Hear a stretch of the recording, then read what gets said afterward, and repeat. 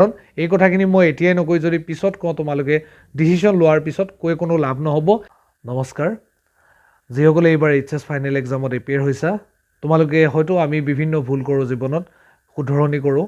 এই মুহূৰ্তত তোমালোকৰ বাবে এনেকুৱা এটা ডিসিশন এই মুহূৰ্তত ল'ব লাগিব তোমালোকে, যিটো ভুল কৰিলে পিছত শুধৰণি কৰাটো বহুত বেছি জটিল হৈ যাব, কাৰণ সময় ৰৈ নাথাকে। সেইবাবে কৈছোঁ বহুতে এই ভুলটো কৰে, যাতে তোমালোকে এই ভুলটো নকৰা। তাৰ বাবে তোমালোকৰ ভৱিষ্যত কেৰিয়াৰৰ কথা ভাবি এই ভিডিঅ'টোত মই তোমালোকক যিটো ইনফৰমেশ্যন দিব বিচাৰিছোঁ তোমালোকে গুৰুত্ব সহকাৰে লোৱা। মই আকৌ কৈছোঁ, ভিডিঅ'টো চোৱাৰ পিছত তোমালোকে নিজে এবাৰ উপলব্ধি কৰিবা, কৰি লৈ ভাবি চিন্তি তোমালোকে ডিসিশনটো ল'বা। তোমালোকে যেতিয়া ফাইনেল এক্সামৰ ৰিজাল্ট পাবা, তাৰপিছত তোমালোকক নিশ্চয় মই আকৌ কৈছোঁ তোমালোকে কথাখিনি গুৰুত্ব সহকাৰে ল'বা, বহুত দৰকাৰী তোমালোকৰ বাবে। যেতিয়া তোমালোকে এইচএছ ফাইনেল ইয়াৰ এক্সাম পাছ কৰিবা, তোমালোকক বিভিন্নজনে বিভিন্ন উপদেশ দিব।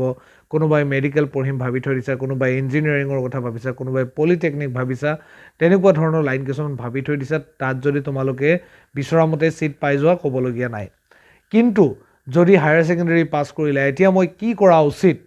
ডিগ্ৰী পঢ়িম নে মই কিবা এটা লাইন লওঁ যিটোৰ পৰা মই সহজে চাকৰি এটা পাম? তেনেকুৱা কথা যদি মনলৈ আহিছে, তেন্তে মোৰ ভিডিঅ'টো চোৱা তোমালোকে। চোৱা, তোমালোকে পাছ কৰাৰ পিছতে বহুতে উপদেশ দিব যে বৰ্তমান সময়ত গ্ৰেজুৱেশ্যন কৰি লাভ নাই, তোমালোকে কিবা এটা লাইন বাছি লোৱা, সেইমতে কৰা। এটা কথা মই ক্লিয়াৰ কৰি দিওঁ, স্পষ্ট কৰি দিওঁ তোমালোকক। আজি সাধাৰণ গ্ৰেড 3 চাকৰি এটা যদি বিচাৰি যোৱা তোমালোকে, আজি যদি তোমালোকে চিভিল ছাৰ্ভিচ এক্সাম দিবলৈ আগবঢ়া, যদি তোমালোকে আজি SI ৰেংকৰ পুলিচৰ চাকৰি এটা বিচাৰিবলৈ যোৱা, যিকোনো ক্ষেত্ৰত তোমালোকে আজি ME স্কুল এখনত চাকৰি কৰিবলৈ আগবঢ়া, LP স্কুল এখনত চাকৰি কৰিবলৈও যদি আগবঢ়া, তোমালোকক আটাইতকৈ গুৰুত্বপূৰ্ণ বস্তুটোৱেই হ'ব তোমালোকৰ বাবে ডিগ্ৰী লাগিব। ঠিক আছে?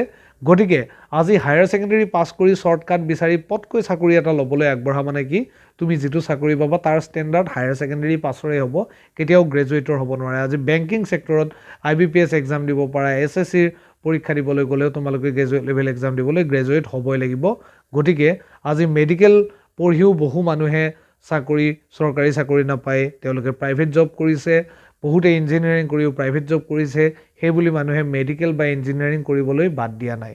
গতিকে তোমালোকেও, কোনোবাই ক'ব পাৰে গ্ৰেজুৱেশ্যন কৰি লাভ নাই, গতিকে তোমালোকে হায়াৰ ছেকেণ্ডেৰী পাছ কৰি সোনকালে চাকৰি এটা লাগে বুলি শ্বৰ্টকাট বিচাৰি কেতিয়াও জীৱনত তেনেকুৱা এটা ডাঙৰ ভুল নকৰিবা, যিটোৰ পাছত তোমালোকে সময়খিনি পাৰ হৈ যোৱাৰ পিছত আকৌ এবাৰ গ্ৰেজুৱেশ্যন কৰিম বুলি ভবাটোও টান হৈ পৰিব, গ্ৰেজুৱেশ্যন কৰাটো দূৰৰ কথা।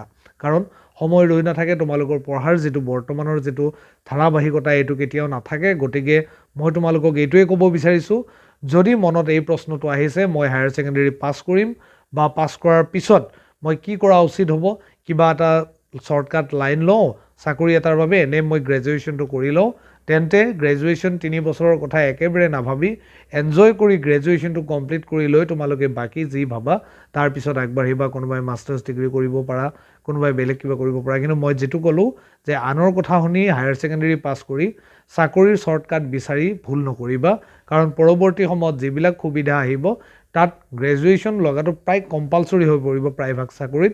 তেন্তে হায়াৰ ছেকেণ্ডেৰী পাছ কৰি যি শ্বৰ্টকাট বিচাৰিবা তাৰ লেভেল হায়াৰ ছেকেণ্ডেৰী পাছৰে হ'ব। গতিকে প্ৰথমে গ্ৰেজুৱেট হৈ লৈ তোমালোকে বেলেগ চিন্তা কৰাটো উচিত হ'ব ভাবি মই ভিডিঅ'টো আগবঢ়ালোঁ। কাৰণ এই কথাখিনি মই এতিয়াই নকৈ যদি পিছত কওঁ তোমালোকে ডিসিশন লোৱাৰ পিছত কৈ কোনো লাভ নহ'ব, সেইবাবে এতিয়াই কৈ থলোঁ। ধন্যবাদ।